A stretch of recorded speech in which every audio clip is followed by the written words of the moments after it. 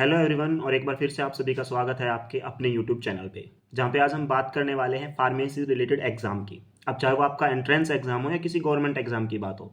जैसे हाल फिलहाल में बात करें हम तो एम्स सीआरए की वैकेंसी निकली हुई है और वैकेंसी तो खैर खत्म हो चुकी है। अब जो आपका एप्लीकेशन फॉर्म था उसकी डेट तो जा चुके हैं, लेकिन लोगों ने अब जोर शोरों पर अपनी तैयारी शुरू कर दिया है। तो ऐसे में आपके पास सिर्फ एक महीने का टाइम है, और या फिर यूं कहो साथ ही साथ आपका जीपैट का एग्जाम, जीपैट 2025 का नोटिफिकेशन भी जल्द ही आने वाला है।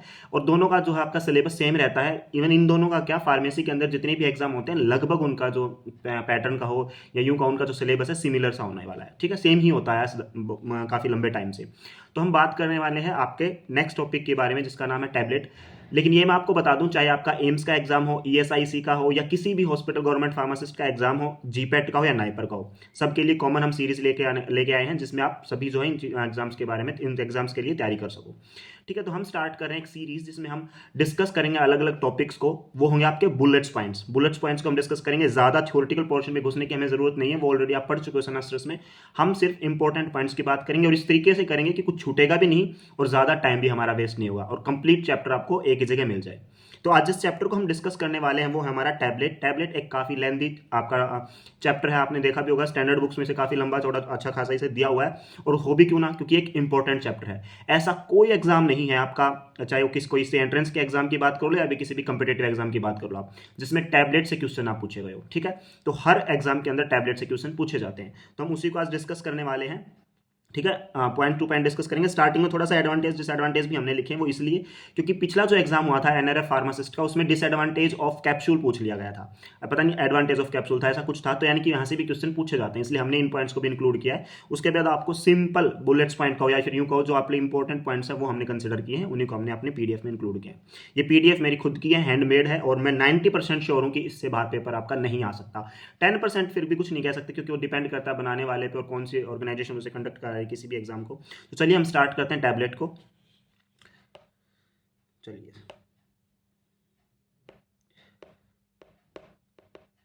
तो हमारा जो नेक्स्ट चैप्टर है दैट इज टैबलेट। तो टैबलेट क्या है? अकॉर्डिंग टू फार्माकोपिया, फार्माकोपिया की हमने डेफिनेशन ली है, defined as doses form containing medicinal substance with और विदाउट सूटेबल डाइल्यूएंट। ठीक है, डोजेस फॉर्म यानी कि आपका एपीआई तो होगा, उसके अंदर एक्टिव फार्मास्यूटिकल इंग्रेडिएंट्स तो होगा। अब विद और विदाउट सूटेबल डाइल्यूएंट, अब जरूरी नहीं ना उसके अंदर डाइल्यूएंट हो या ना हो। अब डाइल्यूएंट्स क्या होते हैं वो हम इसी चैप्टर में आगे पढ़ेंगे कि डाइल्यूएंट होते हैं बल्क सब्सटेंसेस, जो आपके किसी भी टैबलेट के बल्क को बढ़ाते हैं, उसके वॉल्यूम को बढ़ाते हैं। प्रिपेयर्ड आइदर बाय कंप्रेशन और मोल्डिंग, उसे कंप्रेशन से आपने चाहे बनाया हो या उसे मोल्डिंग से बनाया हो। कंप्रेशन मतलब कि इसमें आगे मेथड को डिस्कस किया गया है। कंप्रेशन डायरेक्ट आप प्रेस करते हो, जो भी आपका मटेरियल होता है, चाहे वो टैबलेट के लिए जो भी पाउडर है, ग्रेन्यूल्स, उसको डायरेक्ट कंप्रेस करके बनाते हो।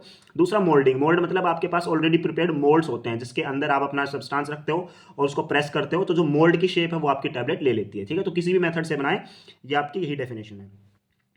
दे मे बी आइदर सर्कुलर, इसकी शेप की बात कर रहा है, सर्कुलर हो सकती है आपकी, फ्लैट हो सकती है आपकी, ठीक है, या फिर आपकी बाई कॉन्वेक्स हो सकती है। बाई कन्वेक्स, इस तरफ से भी और इस तरफ से भी कन्वेक्स होगी ना आपकी, बाई कन्वेक्स। तो किसी भी शेप में आपकी टेबलेट हो सकती है। उसके बाद बात करते हैं इसके एडवांटेजेस की। Incompatibility is very very less, मतलब इनकम्पेटिबिलिटी कम है, खत्म बिल्कुल नहीं है, ऐसा नहीं कि बिल्कुल ही नहीं है, ऐसा तो नहीं हो सकता। इनकम्पेटिबिलिटी है लेकिन कम है कंपेरेटिव टू आपका अदर जो डोजेस फॉर्मुलेशन होती है, अदर डोजेस फॉर्म होती है। Cost of production is low. ठीक है जी, नेक्स्ट आपका self administration is low, easily आप ले सकते हो। वहीं अगर आप बात करो पेरेंट्रल्स की, तो क्या इंजेक्शन सेल्फ से लेना इतना आसान होता है? नहीं होता है। लेकिन अगर आप बात करो टैबलेट कैप्सूल की, तो उसे आप इजीली टेक कर सकते हो, ले सकते हो। ठीक है, ईजी टू कैरी, एक जगह से दूसरी जगह आप आसानी से लेके जा सकते हो, किसी फंक्शन में जाना, कुछ भी किसी तरीके से, तो इजीली आप अपने साथ कैरी कर सकते हो। एंड ईजी टू स्वेलो, ठीक है, आसानी से उसे निगला जा सकता है। नेक्स्ट पॉइंट आपका अनप्लीजेंट ऑर्डर और taste can mask by coating. बस कुछ टेबलेट आपकी ऐसी होती है जिनका टेबलेट अच्छा नहीं होता, अनप्लीजेंट होता है, तो उसे मास्क किया जा सकता है कोटिंग के द्वारा। कोटिंग क्या होता है? टेबलेट के ऊपर एक लेयर चढ़ाई जाती है, उसे हम क्या बोलते हैं? कोटिंग। ठीक है भाई, वो भी हो सकता है, ये भी इसका एक बेनिफिट है।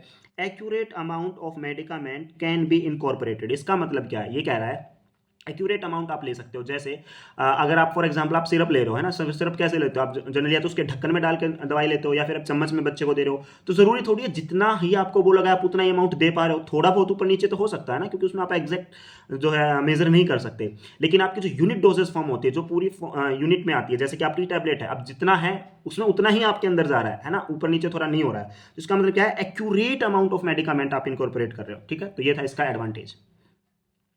बात करते हैं डिसएडवांटेज की, नॉट सूटेबल फॉर चिल्ड्रन, बच्चों के लिए सूटेबल नहीं है क्योंकि वो इनगल्फ नहीं कर सकते, उसे स्वेलो नहीं कर सकते, ऐसा ही एल्डर्स के केस में होता है। Patient with vomiting and diarrhoea, ठीक है, ये तो आपको पता था कि वॉमिटिंग के केस में आप जो है टैबलेट को इतना नहीं प्रेफर करते हो। रीजन इसके पीछे क्या है कि भैया आपने टैबलेट ली और आपको सीवियर वॉमिटिंग है, जैसा इन केस ऑफ माइग्रेन होता है, उस टाइम पे आप टैबलेट इतना लो तो इतने इफेक्ट शो नहीं करती, क्योंकि वॉमिट के साथ वो बाहर आ जाती है, उसे अपना टाइम ही नहीं मिला ना काम पूरा करने का, अपना पूरा एक्शन शो करने का, एब्जॉर्ब ही नहीं हो पाई। दूसरा, डायरिया कैसे हो सकता है, मतलब डायरिया के केस में टैबलेट का नुकसान कैसे हुआ, तो ये ऐसे हुआ जब आपको सीवियर डायरिया है ना, सीवियर डायरिया के केस में आपके जो कॉन्ट्रैक्शन कंटिन्यूसली होती रहती है आपके जीआईटी में, तो जो आपका टैबलेट है उसे प्रॉपर टाइम नहीं मिल पाता जैसे उसे एब्जॉर्ब होने के लिए जरूरी होता है, ठीक है, चाहे आपके किसी भी जीआईटी के किसी भी पार्ट में हो।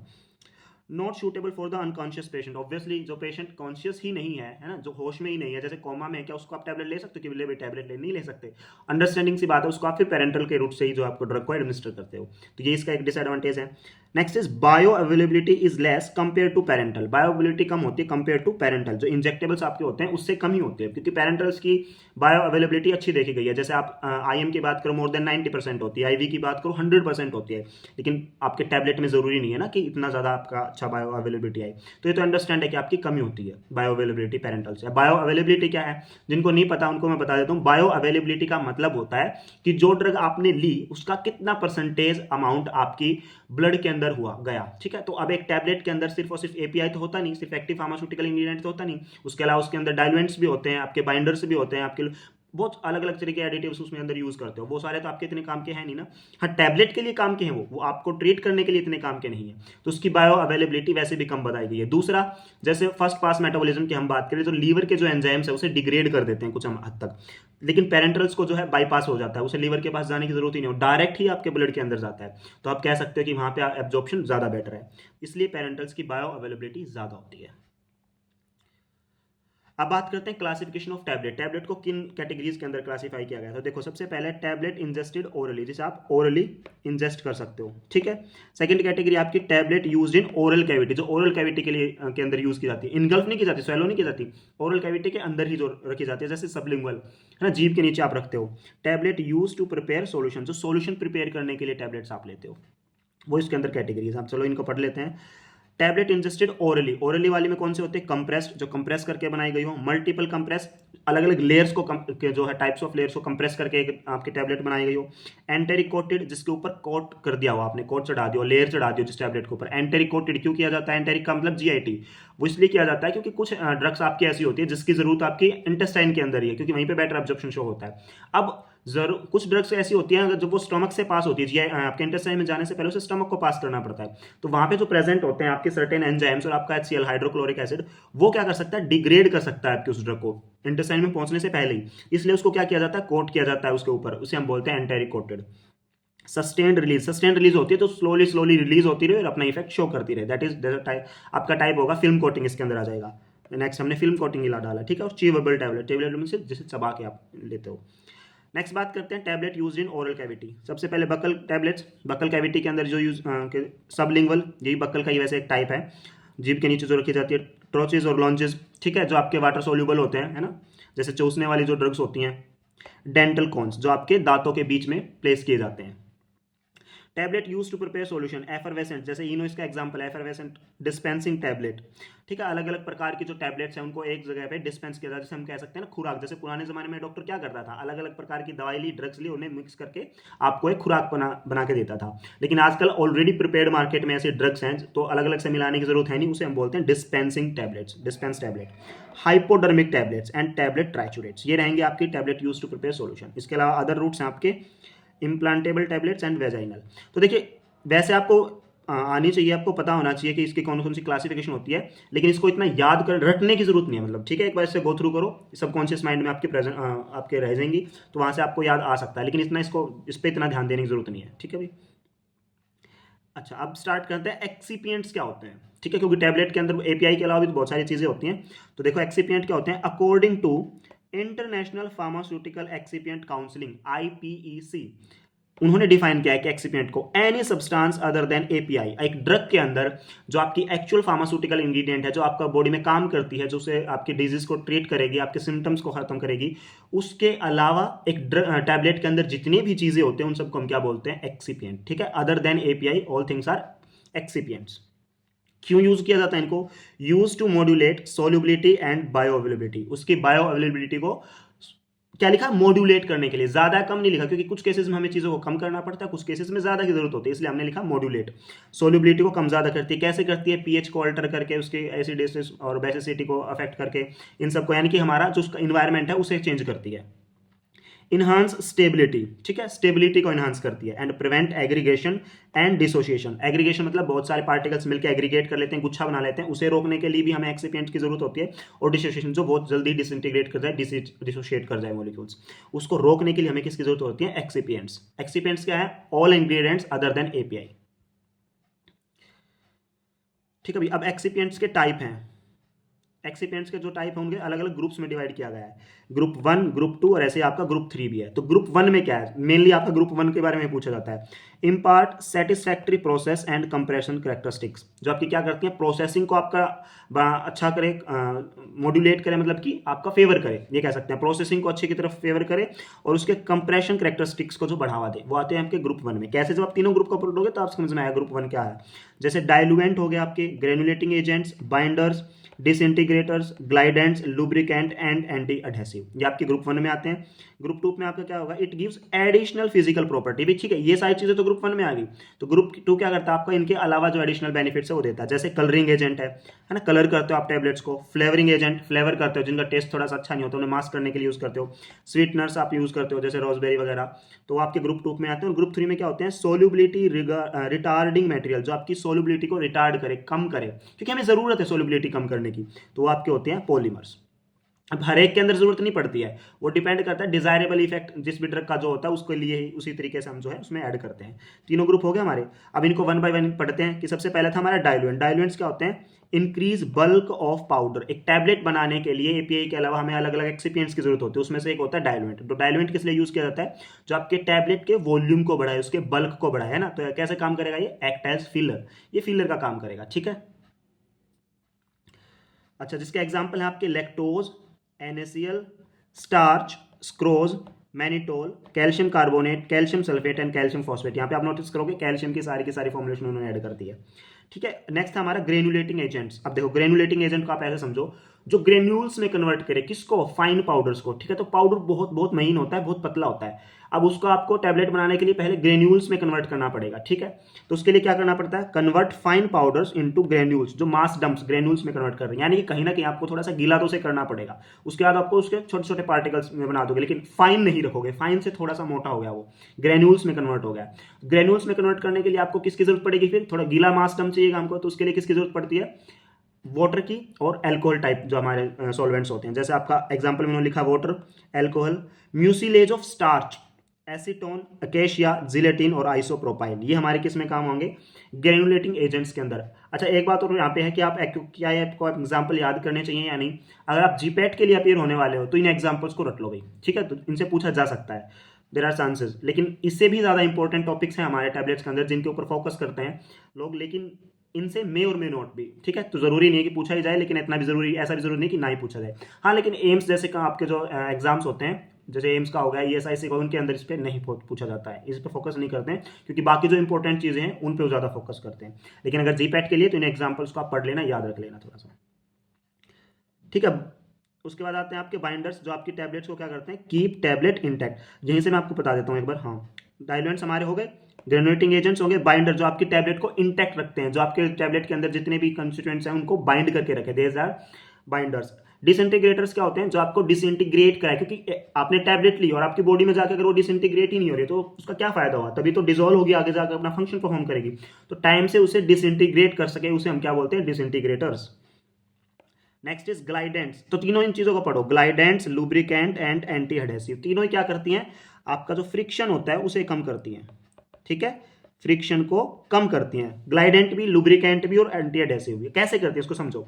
ग्लाइडेंट्स कौन से फ्रिक्शन को कम करती है? एक पार्टिकल और पार्टिकल के बीच में जो रगड़ लगती है, उनके बीच में जो फ्रिक्शन होता है, यानी कि इंट्रा पार्टिकल फ्रिक्शन को कम करती है। कौन? ग्लाइडेंट्स। तो लुब्रिकेंट्स क्या करते हैं भाई? लुब्रिकेंट्स भी फ्रिक्शन को कम करते हैं, लेकिन कौन से फ्रिक्शन को? जो इंटर पार्टिकल हो वो नहीं, जो पार्टिकल और जो डाई है आपकी, ठीक है, जो पंचिंग मशीन होती है आपकी, उसके अंदर जो डाई होती है, डाई की जो वॉल है उसका और पार्टिकल के बीच में फ्रिक्शन को कम करे, दैट इज लुब्रिकेंट्स। और एंटी कोहेसिव होते हैं, जो आपकी डाई है उसके जो पंचेज होते हैं, जो उसके फेसेस होते हैं, उससे के साथ जो है फ्रिक्शन को कम करे, उससे चिपकने ना दे, that is anti adhesive. Adhesive मतलब चिपकना, एंटी अडहेसिव मतलब उसको ना चिपकने दे। इसको आप ऐसे समझो, देखो इस पेन के एग्जांपल से समझो आप। जैसे ये क्या होती है आपकी डाई है, ठीक है, तो उसकी जिसके अंदर आप पाउडर डालोगे और पाउडर के बाद इसके अंदर आप पंच से इसको प्रेस करोगे तो नीचे से आपकी टैबलेट निकलती है, ठीक है। तो देखो इसके अंदर आपने पाउडर डाला, पाउडर के बीच में फ्रिक्शन को कौन कम करता है? दैट इज आपके ग्लाइडेंट्स, ठीक है। अब ये वॉल है, अब वॉल के साथ भी हो सकता है उसका फ्रिक्शन, जिसके अंदर आपने पाउडर डाला है, तो उसे कौन कम करेगा? आपका लुब्रिकेंट्स। और आपने जब ऊपर से इसे पंच करोगे, नीचे की तरफ प्रेस करोगे, तो इसके जो फेस है उससे भी तो चिपक सकता है, उसके साथ भी तो फ्रिक्शन होगा, उसे कौन कम करता है? आपका दैट इज एंटी अडहेसिव। तीनों में डिफरेंस पता चल गया आपका, ठीक है। तो फ्रिक्शन को भी कम करता है तीनों, और वो हमने आगे इसमें डेफिनेशन के अंदर भी हमें इंक्लूड किया है, ठीक है जी।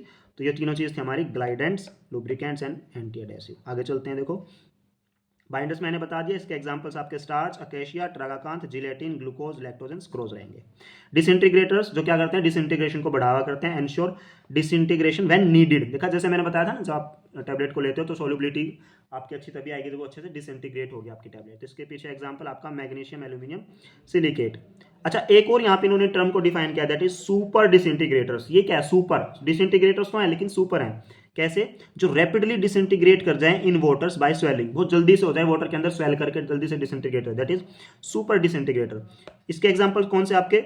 Cross कार्मेलोज, crospovidone, sodium starch glycolate, ठीक है, ये आपके रहेंगे सुपर डिसइंटीग्रेटर। जो सी से याद हो, क्रॉस से याद कर लो, इसके पीछे क्रॉस लग रहा है। Next, glidant, lubricant and anti adhesive, जो मैंने अभी बताया था। देखो जब दो पार्टिकल के बीच में फ्रिक्शन कम होगा तो उसका फ्लो बहुत अच्छा होगा, अच्छे से फ्लो प्रॉपर्टी उसकी बढ़ेगी। तो हमने लिखा है इंप्रूव फ्लोएबिलिटी, ठीक है, उसकी फ्लोएबिलिटी को इंप्रूव कर दिया। And reduce intra particle friction, ठीक है, तो उसके इंट्रा पार्टिकल फ्रिक्शन को कम कर रहा है।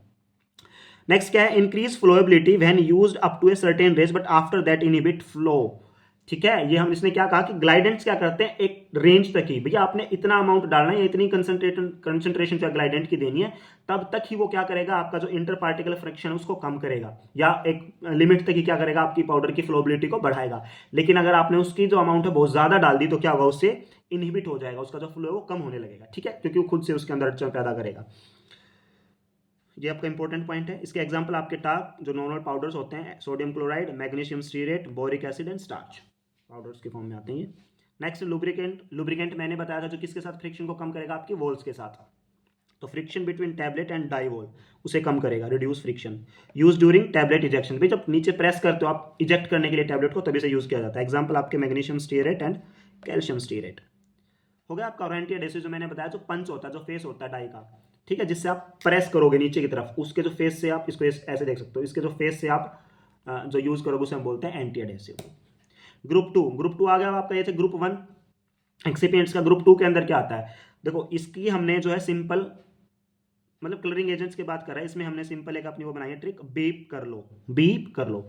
ये मेरी खुद की आपकी बनाई हुई आपकी जो होती हैं शॉर्ट ट्रिक्स होती हैं, जिसे याद करने के लिए। अब कई बार ये पूछा जाता है एफएनडीसी के हिसाब से नंबर पूछ देगा कि एफएनडीसी टू जो कलर नंबर है वो कौन से कलर का है, ये किस कलर के लिए यूज किया जाता है, एफएनडीसी 6 किसके लिए पूछ के यूज होगा। तो इसको याद करने का आसान तरीका बताता हूँ मैं आपको। वैसे ये नंबर है एफएनडीसी 1 2 3 4 5 6, ये इन कलर नेम है, brilliant blue, indigotine, erythrosine, allura red, tartrazine and sunset yellow. अब सिंपल सी बात है, इन कलर्स को कैसे याद करें सर हम? Blue, Indigo, pink, red, lemon orange, lemon yellow and orange. अभी के लिए कर लेंगे, लेकिन हमारे पास तो कंटेंट बहुत कुछ है ना पढ़ने के लिए, तो जब तक तो हम भूल चुके होंगे इन चीजों को। तो उसका सिंपल सा है, बीप कर लो, ठीक है, बीप कर लो। जैसे इन ऐसे जब आप क्वेश्चंस देखते हो तो आपके दिमाग में जो ये क्या चीज आ गया ऐसा कुछ सोचते हो आप, तो आपका गाली देने का मन करता है, और गाली को क्या करते हैं? बीप, ठीक है। तो इसको सिंपल कैसे याद रखो? बीप कर लो। और इस टैबलेट के अंदर जहां जहां हमने शॉर्ट ट्रिक्स का इस्तेमाल किया, वहां पे जहां भी के है आपका, जहां भी के आ रहा है, के को हमने क्या रखा है? साइलेंट रखा है, ठीक है। चाहिए टेक्निक को यहाँ पे जो हम ट्रिक लगा रहे हैं, आप आगे जो आने वाले टॉपिक्स पे हम लगाएंगे, इसे आपने साइलेंट रखना है। बीप कर लो। बी मतलब ब्लू, बी मतलब ब्लू, आई मतलब इंडिगो, पी मतलब पिंक। 1 2 3 हो गया। फिर 4 पे आएगा आपका रेड, लेमन येलो एंड ओ मतलब ऑरेंज। हो गया आपके 6 के 6। तो इस तरीके से आप इसको याद रख सकते हो। 1 2 3 4 5 6 के आपका साइलेंट है। ये आपके थे कलरिंग एजेंट। नेक्स्ट बात करते हैं पॉलीमर ग्रुप थ्री में आते हैं आपके पॉलीमर एजेंट्स, जो पॉलीमर के लिए हो जाते हैं, जैसे ethyl cellulose, SPMC, starch, gelatin and polyvinyl pyrrolidone. इनके एग्जांपल्स को अगर आप याद कर पाते हो बहुत अच्छी बात है, नहीं कर पाते हो तो कोई इतनी बड़ी दिक्कत की बात नहीं, इतना इनको नहीं पूछा जाता है, लेकिन पूछ सकते हैं। ठीक है जी, आगे बात करते हैं ग्रेनुलेशन की। तो ग्रेनुलेटिंग एजेंट्स का काम मैंने बताया था, जो फाइन पाउडर से उसको ग्रेन्यूल्स के अंदर कन्वर्ट करे, उस प्रोसेस को हम बोलते हैं ग्रेनुलेशन। तो इसके कौन कौन से मेथड हैं देखो, एक है आपका wet granulation, dry granulation and direct compression. Flow chart में तीनों को एक साथ देख लेते हैं। वेट ग्रेनुलेशन में सबसे पहले क्या हो रहा है, वेइंग, आप पाउडर को वे करोगे, उसका जितना भी अमाउंट है, उसके बाद मिक्सिंग, ब्लेंडिंग, मिक्स करोगे उसको अच्छे से, फिर उसके अंदर आप ग्रेनुलेटिंग एजेंट डालोगे, उसकी ग्रेनुलेशन कर दो, यानी कि फाइन पाउडर को आपने छोटे छोटे ग्रेनुल्स में कन्वर्ट कर दिया। आप क्या करोगे, सीविंग, उसे छानोगे आप किसी जो सीव नंबर होते हैं ना, पर्टिकुलर छन्नी से आप छानते हो ताकि एक अमाउंट जो है ऊपर रहे, उस सीव से ऊपर जो बड़ा साइज और जो नीचे फाइन पाउडर नीचे कलेक्ट हो जाए, ऊपर आ गया आपका। उसके बाद सीविंग कर ली, अब उसे आप क्या करोगे, ड्राई करोगे उस पर, क्योंकि आपने ग्रेनुलेशन किया था। ग्रेनुलेशन में क्या होता है, वाटर ऐड होता है, अल्कोहल ऐड होता है, ठीक है, तो मास डंप बनाने के लिए, तो उसकी आपको ड्राइंग करनी जरूरी है। तो अब आप करोगे ड्राई, सूख गया वो, ड्राई करने के बाद क्या करोगे, उसे सीविंग, फिर से आप सीव करोगे, मिक्स करोगे, डायरेक्ट कंप्रेशन मेथड से आप क्या कर दोगे, उसको टैबलेट के अंदर कन्वर्ट करोगे। ये तो था आपका वेट ग्रेनुलेशन। अब डिफरेंस क्या है वेट ग्रेनुलेशन में और ड्राई ग्रेनुलेशन में, देखो सारे स्टेप इसके अंदर सेम है, weighing, mixing, sieving, mixing, compression. सिर्फ यहाँ पे जो एक्स्ट्रा ऐड हुआ that is slugging, slug formation यहाँ पे होती है। स्लग फॉर्मेशन का मतलब क्या होता है, मतलब कि इसको इस तरीके से समझो आप कि जो भी आपका कंप्रेस करने के बाद, जो भी आपका पाउडर को आपने कंप्रेस किया, जो भी आपके पास मटेरियल हुआ, स्लग बन गया है ना, एक इसको ऐसा को डंप बन गया, तो उसको आपने क्या करना है, ड्राई करना है, डायरेक्ट हीट से ड्राई करना है, that is called as slugging. ठीक है, तो क्योंकि तभी तो हमने कहा ना ड्राई मेथड है, जिसमें क्या होता है स्लगिंग एक्स्ट्रा ऐड हो जाता है, बाकी चीजें सेम रहती हैं।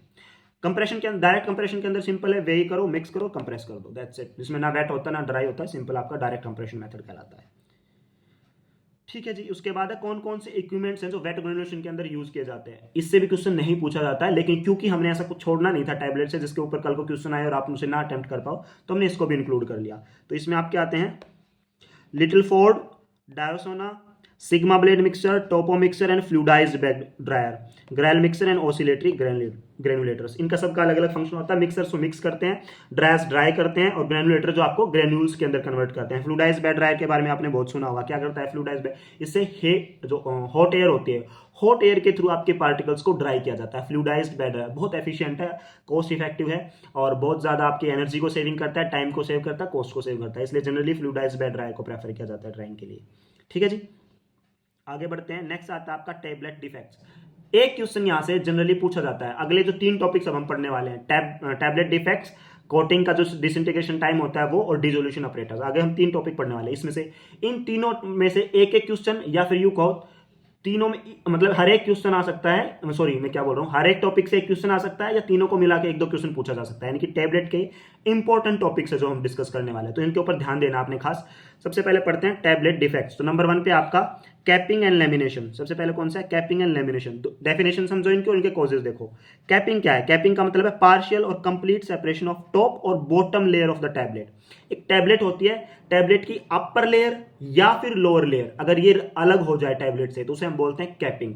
और लेमिनेशन का मतलब क्या है कि पूरी टैबलेट ही 2-3 लेयर्स की, यहां से टूट गई, बीच से टूट गई, इधर से टूट गई, 2-3 लेयर के अंदर टूट जाए, that is called as lamination. ठीक है, सेपरेशन ऑफ टैबलेट इन 2 और मोर लेयर्स इज लेमिनेशन, और ऊपर और नीचे की लेयर अगर सेपरेट हो जाए दैट इज कॉल्ड कैपिंग।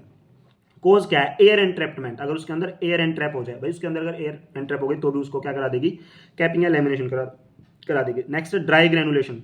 अगर ग्रेनुलेशन है बहुत ज्यादा ड्राई हो जाए, क्योंकि ग्रेनुलेशन के अंदर आपको वाटर और अल्कोहल ऐड करना होता है, लेकिन अगर बहुत ज्यादा उसे आप ड्राई कर दोगे तो उससे मॉइस्चर बिल्कुल ही रिमूव हो जाएगा, और ग्रेनुलेशन जो प्रोसेस हुई थी हमारा, उसका कोई बेनिफिट रहेगा नहीं।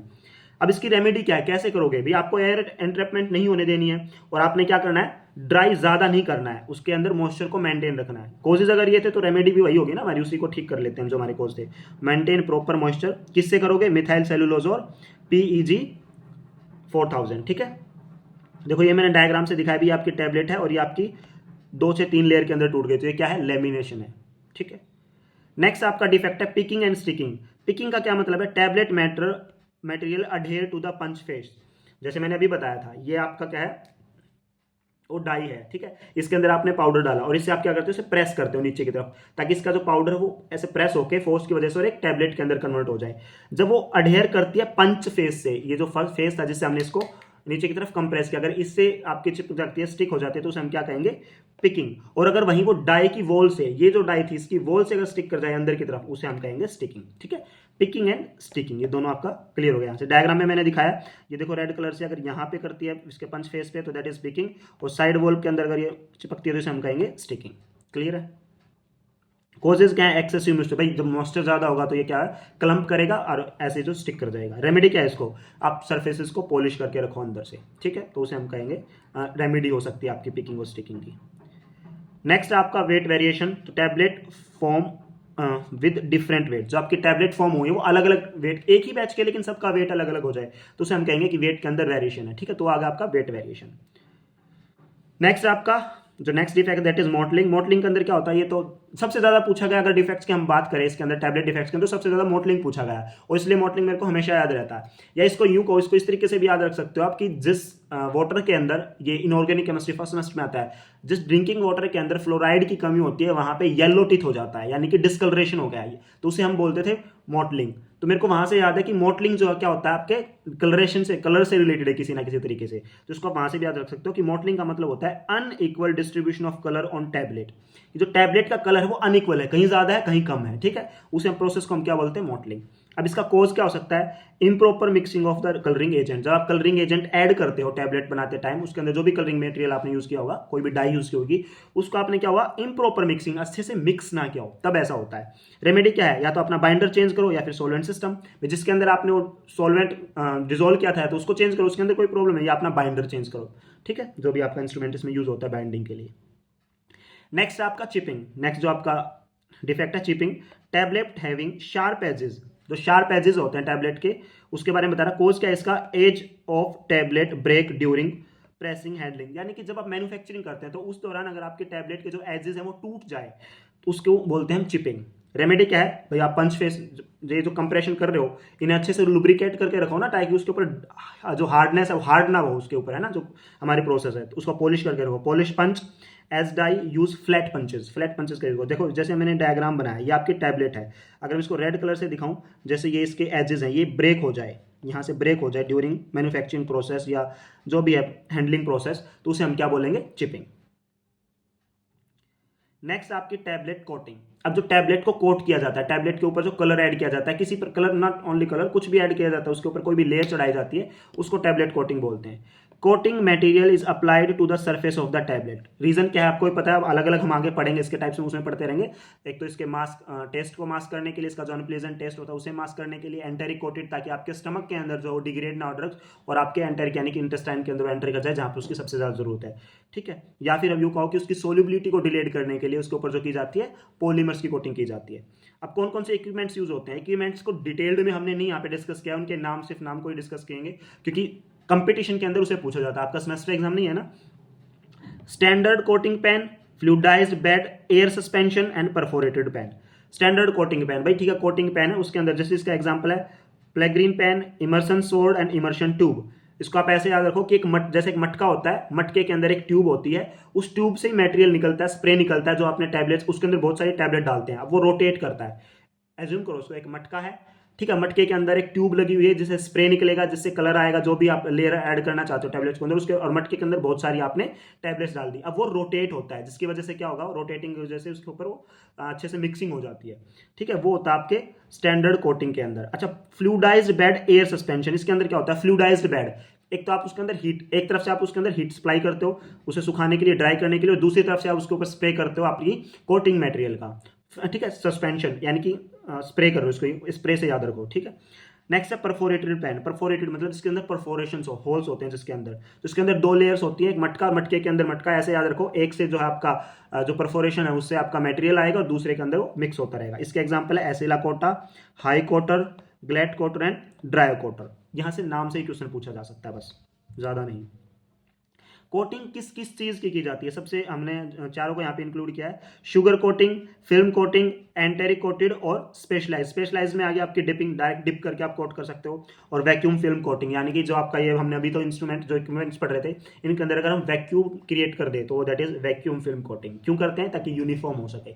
आप लोगों को याद होगा स्प्रे से ही क्यों किया जाता है? जैसे आप लोगों ने देखा होगा, आप घरों पे दीवारों पे पेंट करते हो, है ना, तो अनइवन सा हो जाता है। ब्रश यूज किया आपने, रोलर यूज किया, तो अनइवन कलरिंग हो सकती है, कहीं ज्यादा कहीं कम। तो जैसे जो कार पे जब आप पेंट कराते हो तो किसका यूज किया जाता है? स्प्रे का यूज किया जाता है। स्प्रे से क्या होता है? प्रॉपर उसके ऊपर यूनिफॉर्म लेयर होती है। तो इसी तरीके से आपके जो टैबलेट्स होते हैं उनके ऊपर भी यूनिफॉर्म लेयर्स डेवलप हो जो आपका कोटिंग मटेरियल है, इसलिए आपका एयर जो मेथड है उसी को, एयर स्प्रे जो मेथड है उसी को यूज किया जाता है। स्टेप्स की बात कर रहा है कि जैसे शुगर कोटिंग के अंदर कौन कौन से स्टेप्स होते हैं। सबसे पहले होता है सीलिंग। सील कर दिया, किस लिए? ताकि अब इसके अंदर मॉइस्चर ना पेनिट्रेट कर जाए भी, ठीक है, टू प्रिवेंट मॉइस्चर पेनिट्रेशन। पहला स्टेप, उसे सील करेंगे टैबलेट को। फिर सब कोटिंग, ठीक है, सब कोटिंग, उसके अंदर जो कोटिंग करनी है, फाइनल कोटिंग से पहले जो करते हैं वो क्यों करते हैं? To build up tablet size and round off edges. इसको ऐसे याद रखो, सीलिंग कर दी, सीलिंग के बाद अब दीवार पे क्या करते हो आप? जैसे पुट्टी करते हो। पुट्टी किस लिए करते हैं? कि जो भी बचे कुचे गड्ढे हैं उसको आप कवर कर सको और उसका बिल्डअप हो सके, थोड़ा मटेरियल बिल्ड हो सके, ठीक है, उसे बोलते हैं सब कोटिंग। उसके बाद आती है सिरप कोटिंग, स्मूथिंग कलर भी बोल सकते हैं इसे, to cover imperfection in the surface. अगर फिर भी कुछ बचे कुछ कहीं कहीं इम्परफेक्शन है उसकी शेप में, तो उसके बाद की जाती है सिरप की कोटिंग।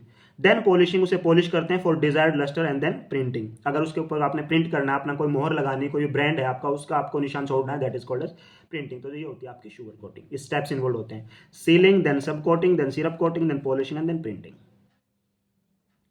नेक्स्ट है डिफेक्ट्स ऑफ टैबलेट कोटिंग। वो हमारा था डिफेक्ट्स ऑफ टैबलेट। अब है डिफेक्ट्स ऑफ टैबलेट कोटिंग। जो आपने कोटिंग की उसमें क्या क्या डिफेक्ट्स हो सकते हैं, तो एक एक लाइन के आसानी से याद कर लेते हैं। सबसे पहला आता है आपका रफनेस। रफनेस के अंदर क्या होगा आपका? रफ और ग्रेटी सरफेस, नाम से पता चल रहा है, rough and ग्रेटी surface.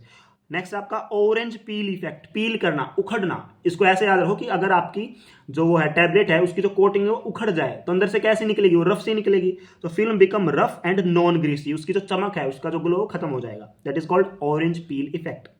Bridging, bridging का मतलब क्या है? Shrinking of film and pulling away from the sharp corner. Assume करो अब आपके पास क्या है कि एक टैबलेट है, टैबलेट के ऊपर कोटिंग मटेरियल आपने अप्लाई कर दिया, वो अगर श्रिंक कर जाए, सिर्फ मटेरियल श्रिंक कर जाए, तो कुछ जगह से क्या होगा? फट सी जाएगी आपकी जो मटेरियल है, जो उसके ऊपर फट सा जाएगा, उसी को हम क्या बोलते हैं? Bridging. Blistering, local detachment of film. आपने टैबलेट के ऊपर फिल्म चढ़ाई हुई है, अगर वो उससे हट जाए, that is called as blistering, local detachment of film. Hazing, dull film और ब्लूमिंग। इसके नाम से, डल से आपको पता चल रहा है डल सा हो, तो कोटिंग बिकम्स डल इमीडिएटली और आफ्टर प्रोलॉन्ग स्टोरेज। उसी टाइम हो जाए या बहुत लंबे समय तक आपने स्टोर करके रखा है, तो जो उसके ऊपर कोटिंग हो डल सी होने लगे, खराब होने लगे, that is called hazing. Dull film, blooming, या उसके अंदर क्या आ जाए? सूजन आ जाए, एक तरीके से स्वेलिंग आ जाए, वो स्वेल कर जाए। क्रैकिंग, क्रैकिंग क्या होता है? क्रैक का मतलब तो सिंपल दरार होती है ना, जैसे क्रैक्स पड़ना। तो क्रैकिंग मतलब film crack across the crown of the tablet, ठीक है। अपर या लोअर लेयर पे क्या होगा? क्राउन का मतलब अपर या लोअर लेयर पे क्रैक्स डिपॉजिट होने स्टार्ट हो जाएंगे। ट्विनिंग, ट्विन, ठीक है, जब आपकी दो टैबलेट आपस में चिपक जाए ड्यूरिंग कोटिंग, ठीक है, कोटिंग के टाइम पे दोनों चिपक जाए, क्योंकि जब कोटिंग मटेरियल अप्लाई किया जाता है तो ड्राई होने में टाइम लगता है ना, तो ड्राई होने से पहले एक दूसरे से चिपक सकता है, that is known as twinning. Two और more tablets core are stuck together. Pitting, pit, pit से आया ना, होल्स अपीयर हो जाए, holes appear on the tablet surface, ठीक है जी। तो ये था आपका defects of tablet coating. Next है आपका टैबलेट इवेल्युएशन। ये भी इंपॉर्टेंट है, जब आपकी टैबलेट फाइनली फॉर्म हो चुका है तो उसे इवेलुएट कैसे करना है, कैसे चेक करोगे आपकी टैबलेट जो बनी है वो सही बनी है। तो सबसे पहले आता है जनरल अपीयरेंस के लिए। तो जनरल अपीयरेंस को कैसे कैसे चेक करोगे आप? साइज और शेप, साइज और शेप को चेक करने के लिए कौन सा? आपका माइक्रोमीटर, वर्नियर कैलिपर, ठीक है, उसी से आप मेजर करते हैं ना, क्या इसका प्रॉपर लेंथ है, प्रॉपर विड्थ है, वर्नियर कैलिपर। और इसके अंदर लिमिट्स भी दिए हुए हैं कि should with in +- 5% of standard value. जो स्टैंडर्ड वैल्यू आपके फार्माकोपिया में गिवन है उससे +- 5 चल सकता है, ऊपर नीचे 5% सिर्फ, ठीक है। ये था साइज शेप। कलर को कैसे चेक करते हो आप? बाय रिफ्लेक्टेंस और बाय स्पेक्ट्रोस्कोपी, इससे आप कलर को मेजर करते हो। अच्छा, हार्डनेस इंपॉर्टेंट। अब जनरली अपीयरेंस को इतना नहीं पूछा जाता। हार्डनेस के अंदर क्या है आपका? गिव्स क्रशिंग स्ट्रेंथ, मतलब कितनी हार्ड है, क्रश करके देखें तो मतलब कितना, उससे हमें पता चलेगा ना कि इतना अगर हम फोर्स या प्रेशर अप्लाई करेंगे इसके बाद ये क्रश होना स्टार्ट हो जाएगा। तो वो जो थ्रेशोल्ड था जिसके बाद उसने क्रश होना स्टार्ट किया, यानी कि उससे पहले का प्रेशर उसने बियर किया, that is known as crushing strength, ठीक है। तो हमें क्रशिंग स्ट्रेंथ का पता चलता है। अब इसमें कौन कौन से इंस्ट्रूमेंट यूज किए जाते हैं? Monsanto tester, strong Cobb, Pfizer, Erweka, Schleuniger, Vickers and Webster and वेनबे, ठीक है भाई। तो इसमें जनरली पूछा जाता है आपको मोनसेंटो के बारे में कि कौन सा इसमें ज्यादा यूज किया जाता है, तो ज्यादा यूज किया जाता है आपका मोनसेंटो। हार्डनेस टेस्ट के लिए। नेक्स्ट है फ्राइबिलिटी, फ्राइबिलिटी टेस्ट। इस टेस्ट को फ्राइबिलिटी जो टेस्ट होता है उसे हम रोचे फ्राइबिलिटर भी बोलते हैं। गिव्स वेट वेरिएशन का पता चलता है। इसके अंदर क्या होता है देखो, ऐसे रोटेटिंग आपके पास एक डिस्क शेप सा होता है, तो ये क्या करता है, रोटेट करता है। अब इसके अंदर क्या करता है, आप टैबलेट्स को रखते हो अपना, ठीक है। जैसे फॉर एग्जांपल आपने यहाँ पे टैबलेट रखी हुई है, सॉरी इसको थोड़ा चेंज करते हैं, ये कुछ इस प्रकार का होता है, ठीक है। यहाँ पे आपने अपनी टैबलेट रख दी, अब ये क्या करेगा, रोटेट करेगा।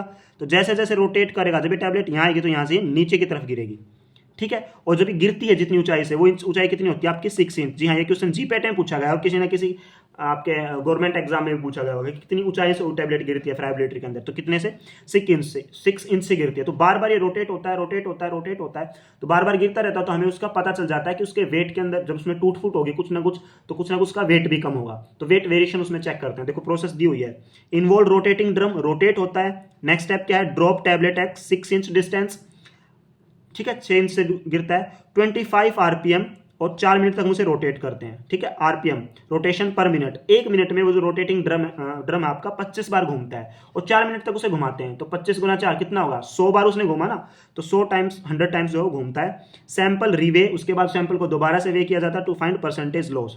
अब कुछ ना कुछ तो टूट फूट हुई होगी, तो जो स्टार्टिंग में उस टैबलेट का वेट था उसे हमने कंपेयर करते हैं किसके साथ, जो बचा है फाइनल वेट, और उसमें हम वेरिएशन देखते हैं कितना वेट वेरिएशन हुआ, कितना वेट लॉस हुआ है। उसका फॉर्मूला सिंपल आपका फ्राइबिलिटी का initial wait minus final weight divide by initial weight multiply by 100, ठीक है। तो इससे जो क्वेश्चन पूछा जाता है इसकी आरपीएम से पूछ लेंगे या फिर आपका कितनी ऊंचाई से गिरता है उससे पूछ लेंगे। अच्छा, अब एवरेज मतलब कि कितना अलाउड है अकॉर्डिंग टू आईपीबीपी या यूएसपी, उसके हिसाब से कितना वेट वेरिएशन अलाउ है कि भाई ठीक है इतना वेट वेरिएशन हो रहा है तो चल जाएगा। देखो सबसे पहले हम बात करते हैं आईपी की। आईपी के अंदर 80 mg या उससे कम, ठीक है, 80 mg या उससे कम की आपकी टैबलेट है तो उसमें कितना 10% अलाउ है। 10% ज़्यादा वेट वेरी हुआ या कम हो गया वो अलाउ है।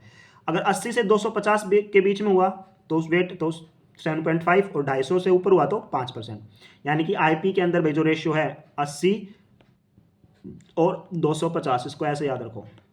अगर 80 तक है टैबलेट का वेट तो कितना परसेंट अलाउ है, 5% भाई, और 250 है तो 10% अलाउ है। अब इसके बीच का है तो इनके बीच का भी निकाल दो, 5 और 10 के बीच का 7.5 अलाउ है, ठीक है।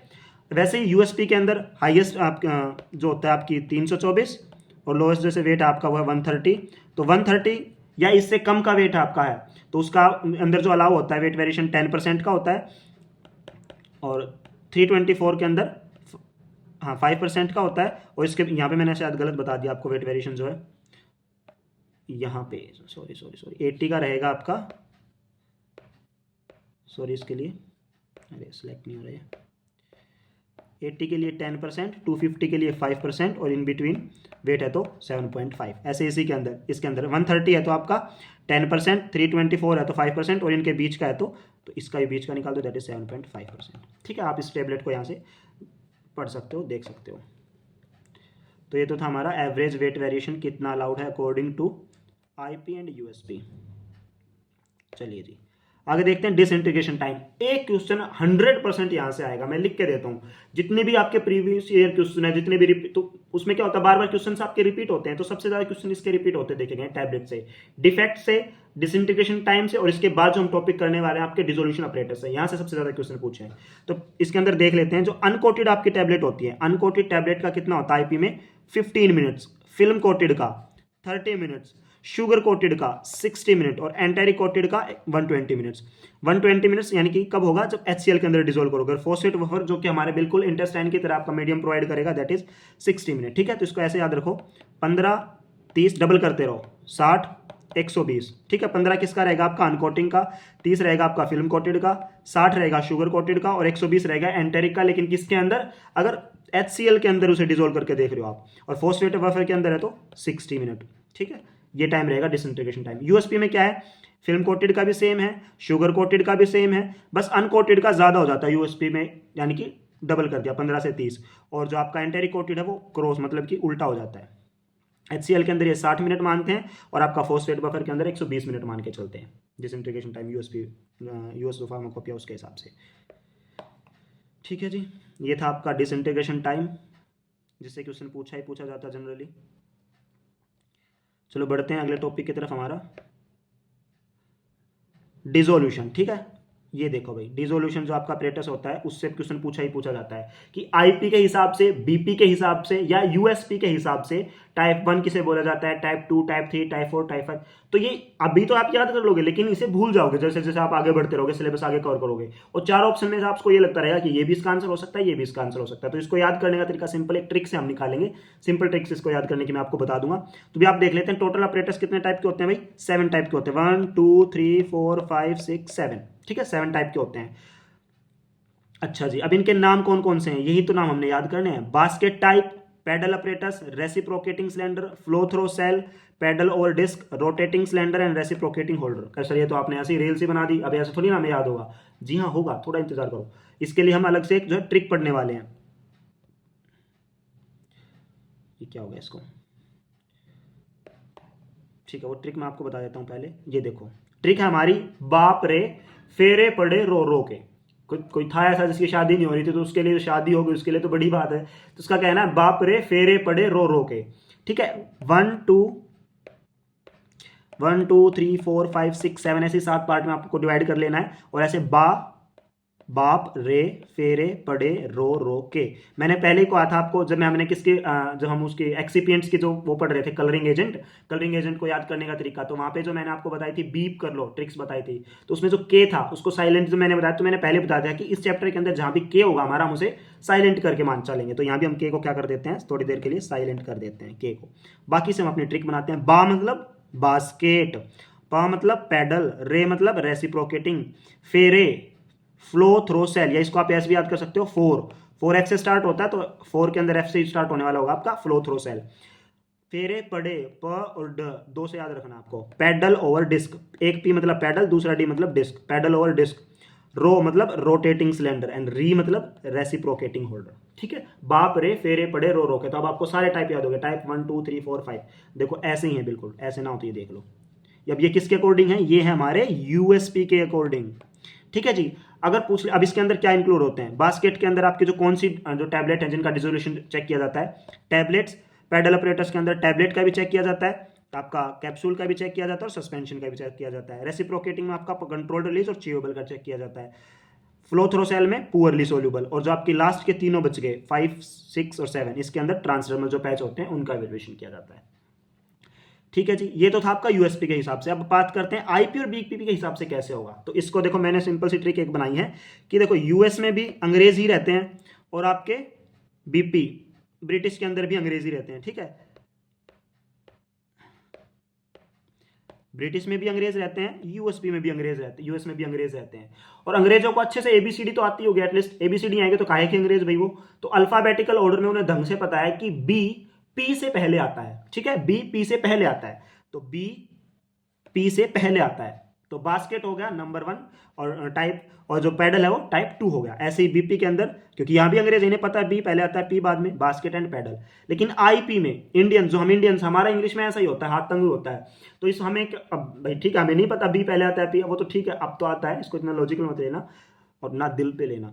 तो पैडल हम पहले मान के चलते हैं और बास्केट हम बाद में मान के चलते हैं। भाई हमारी इंग्लिश ऐसी है, कमजोर सी है, और यूएस और बीपी वालों की अच्छी है, तो ऐसे आप याद कर सकते हो उसको, ठीक है। ये आपकी ट्रिक्स थी।